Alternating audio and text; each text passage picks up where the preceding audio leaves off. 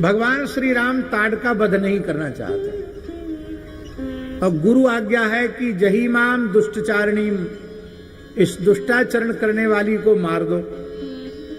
और राम जी मारना नहीं चाहते हैं। तब अनेक उदाहरण देकर के विश्वामित्र जी ने समझाया कि पूर्व काल में भगवान विष्णु ने भी काव्य माता निषूदिता, शुक्राचार्य की जन्मदात्री माता ख्याति का वध किया था। इंद्र ने विरोचन की पुत्री मंथरा का वध किया था, क्योंकि वो देवताओं के लिए संकट बन रही थी। तो स्त्री का वध नहीं करना चाहिए, लेकिन विशेष परिस्थिति में यह भी व्यवस्था है, धारयत्यबला बलम, ये कहने को अबला है, बहुत बल धारण करने वाली है ये। उस समय जो राम जी ने उत्तर दिया वो महाराज जी ऐसा है, स्वर्णाक्षरों में लिखने के योग्य है, और हम तो कहते घर घर में उस श्लोक को लिखा देना चाहिए। केवल उस श्लोक का ही अनुसंधान हम लोग कर लें तो भारतवर्ष की धरती गोवध के कलंक से विमुक्त हो जाएगी। वाल्मीकि का श्लोक है, बहुत प्यारा श्लोक है। गो ब्राह्मण हितार्थाय देशस्य च हिताय च तव चैवा प्रमेयस्य वचनं कर्तुमुद्यता।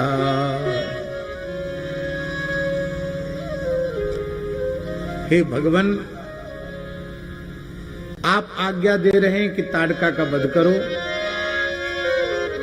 गुरुराज्ञा गरियसी, आज्ञा गुरुणाम अविचारणीया, आज्ञा गुरुणाम अनुपालनीया। मैं अवश्य पालन करूंगा, लेकिन हेतु गिना रहे हैं भगवान। इस आज्ञा पालन में क्या हित छिपा हुआ है? बोले गो ब्राह्मण हितार्थाय, गोवंश का हित होगा, ब्राह्मणों का हित होगा और संपूर्ण राष्ट्र का हित होगा। आज सब लोग कह रहे हैं राष्ट्र प्रथम। हम राष्ट्र प्रथम के विरोधी नहीं हैं, पर आदि काव्य श्रीमद् वाल्मीकि महर्षि के इस वचन का विचार करना चाहिए।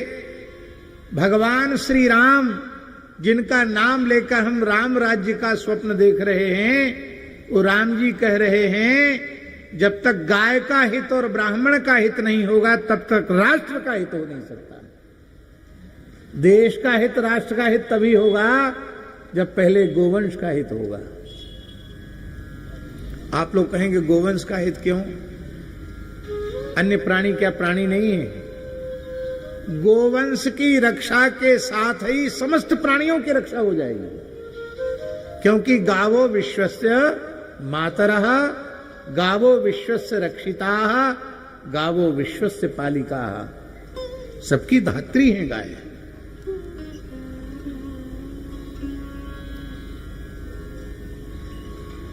आप लोग कहेंगे ब्राह्मण का हित क्यों कहा गया? मनुष्य का हित कहना चाहिए। आजकल तो आचार्य जी बड़े संकट की बात है, और सबरे नाम ले लो, पर भूलते ब्राह्मण को नाम मोड़े पे न निकल जाए। हाँ, बड़ा संकट का काम है। लोग कहते हैं, कई बार लोग हमारे ऊपर ही आरोप लगाते हैं, बोले थोड़ा ब्राह्मणों की महिमा थोड़ा ज्यादा सुनाते हैं, थोड़ा आग्रह ज्यादा रखते हैं। या तो गैया की बात करेंगे या ब्राह्मण की बात करेंगे। तो क्या सब मनुष्य मनुष्य नहीं है? मेरी प्रार्थना है, शिर विहीन कबंध की पहचान नहीं होती। समाज का मस्तक है ब्राह्मण। ब्राह्मण की रक्षा होने से ही, ब्राह्मण की रक्षा माने ब्रह्मत्व की रक्षा, ब्रह्मत्व की रक्षा होने से क्षत्रियत्व की रक्षा होगी, ब्रह्मत्व की रक्षा होने से वैश्यत्व की रक्षा होगी, ब्रह्मत्व की रक्षा होने से शूद्रत्व की रक्षा होगी, और ब्रह्मत्व की रक्षा होने से ही स्त्रीत्व की रक्षा होगी। इसलिए ब्राह्मण की रक्षा केवल ब्राह्मण की नहीं, संपूर्ण मानव जाति की रक्षा है। जिस राष्ट्र में गौ दुखी है और ब्राह्मण दुखी है, उस राष्ट्र में रहने वाले लोग सुखी नहीं रह सकते। और ऐसे दुखी राष्ट्र को आदर्श राष्ट्र के रूप में उसकी कल्पना की जा सकती है। इसलिए भारतवर्ष को यदि राष्ट्र प्रथम नहीं विश्व प्रथम बनाना है, तो भारत की धरती को पहले गोवध के कलंक से मुक्त करना पड़ेगा। और ब्राह्मणों में ब्रह्मत्व के आधान के लिए पुनः गुरुकुल की जो शिक्षा पद्धति है उसका पुनः शुभारंभ करना पड़ेगा। हमने अपने गुरु भाई श्री माधवदास जी से, मौनी जी से कहा तो नहीं है, लेकिन मन में हमारे 2-3 दिन से आ रहा है कि इतना सुंदर स्थान है, गौशाला है और हॉस्पिटल भी बनने वाला है, तो यहां एक ठाकुर श्री ब्रजभूषण गुरुकुलम की स्थापना भी होनी चाहिए। 10-20 विप्र बालक वेद पाठ करते हुए यहां रहे, षडंग वेद का अध्ययन हो, तो कहते हैं 4 चांद लग गए।